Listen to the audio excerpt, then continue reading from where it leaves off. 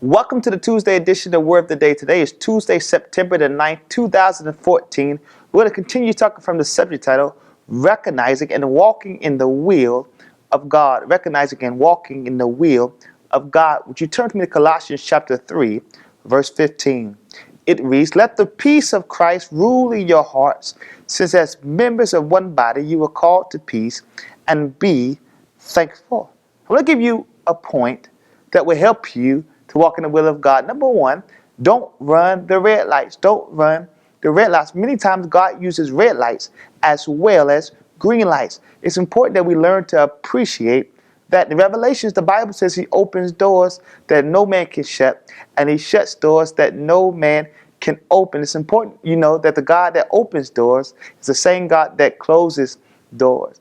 When God is closing doors, sometimes we get frustrated, sometimes we get aggravated, but God is not interested in your opinion. He's interested in your obedience. You remember the Apostle Paul, he closed the door in Asia, but he opened the door in Macedonia.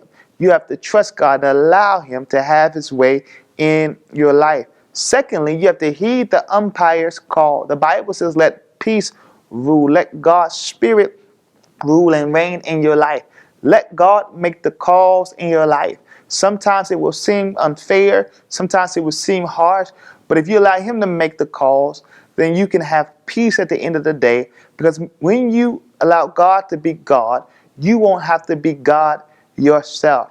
I'm so glad that we serve a God that never makes the wrong calls, even though the calls sometimes are hard to receive. They're never wrong. Trust God's wisdom. Trust God's insight. And I promise you, he will never fail you.